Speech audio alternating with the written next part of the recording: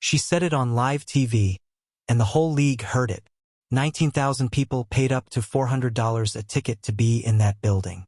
And for a stretch of that game, they watched players jog up and down the court like it was a Tuesday practice. Then, walking off at halftime on a live microphone in front of everyone, Caitlin Clark said the one thing every single fan in that arena was already thinking.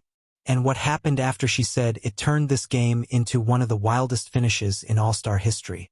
Stay with me because the ending of this one involves a trophy dedicated to someone who isn't even here to see it, and it is going to hit you harder than you expect. But first, if you want more stories like this one, the ones that actually dig into what happened instead of just yelling about it, do me a favor and hit subscribe right now. It genuinely helps this channel keep going, and I promise you the way tonight's game actually ended is not what the headlines are telling you. So let's set the scene. Chicago, United Center. The 2026 WNBA All-Star Game. Team Weatherspoon, captained by Caitlin Clark, up against Team Cooper, captained by Paige Bueckers. This was supposed to be a showcase, a celebration, a fun exhibition night for the biggest stars in the league in front of the largest crowd this event has ever drawn. And ticket prices reflected that hype.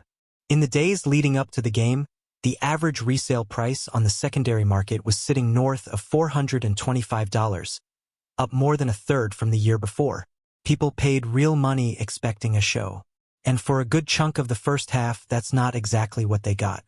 By most accounts from reporters sitting courtside, the game started, in their words, pretty lax, with players not showing much interest in playing defense and just chucking up shots from deep.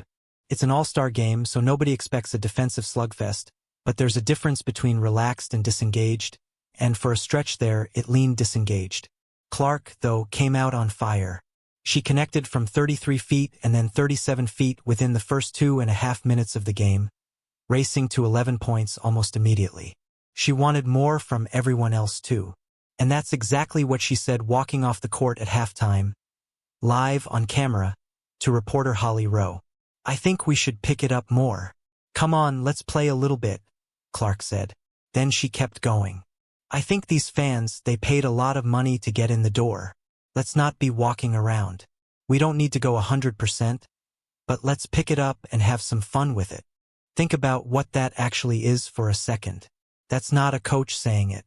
That's not a commissioner or a league executive saying it. That's a player, mid-game, choosing to hold her own peers accountable on a live mic because she was thinking about the people who paid to be there. And here's the part that should make this land even harder. Once the second half started, the game genuinely transformed. Marina Mabrey had been the story of the first half, catching fire from three-point range, hitting 5 of her first 6 attempts, looking like she might threaten the All-Star Game's single-game scoring record. But she went ice-cold after the break, missing 8 straight three-point attempts in the third quarter alone. Kelsey Mitchell kept Team Cooper alive, eventually finishing with a game-high 28 points. Paige Bueckers added 12 points and 7 assists as her team's captain. But it was Team Weatherspoon that found another gear. Rookie guard Olivia Miles, the only first-year player selected for the entire event, put together a performance that had the building buzzing, finishing with 11 points, 12 rebounds, and 8 assists, 2 assists shy of what would have been a rookie triple-double in an All-Star game. Only 2 other rookies in the history of the event had ever even recorded a double-double. Then there was the moment everybody is still talking about this morning. 20-year-old center Dominique Malonga took a pass and threw down a dunk, the first slam in a WNBA All-Star Game since 2022. It became the loudest moment of the entire night. And here's a detail that got buried under all the outrage takes floating around online. It was Kelsey Mitchell's teammate feeding the pass, and it turned into a full building eruption, players jumping up and down on the sideline celebrating right alongside her. Now here's where the suspense really kicks in because this game came down to the wire. With 3 minutes left, Team Weatherspoon was clinging to a lead that Team Cooper refused to let go of. Every single possession mattered. Every stop got a reaction from the crowd. This was not a group of players mailing it in anymore. Whatever had happened in that first half was long gone.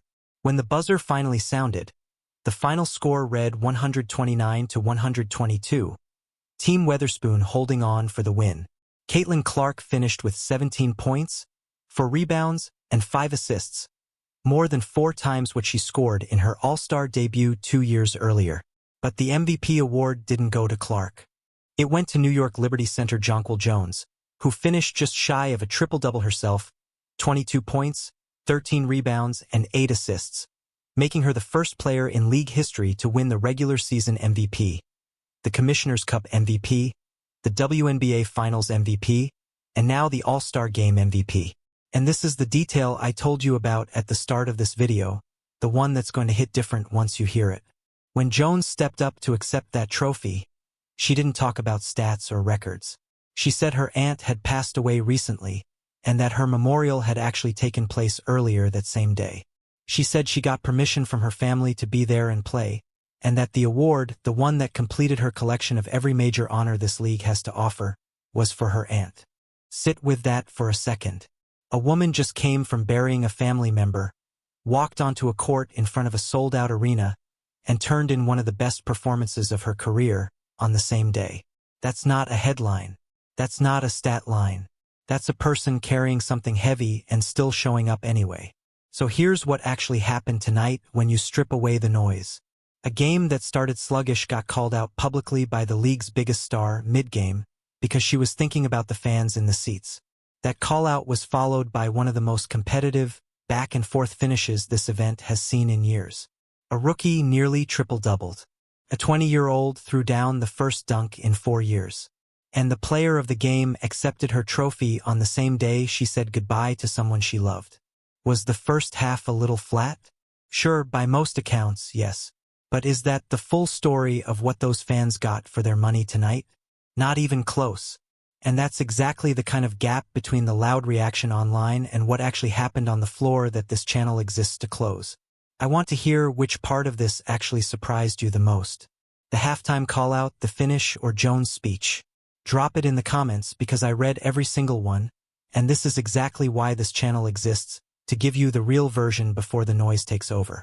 And if you want to be here every single time a story like this breaks, hit that subscribe button right now.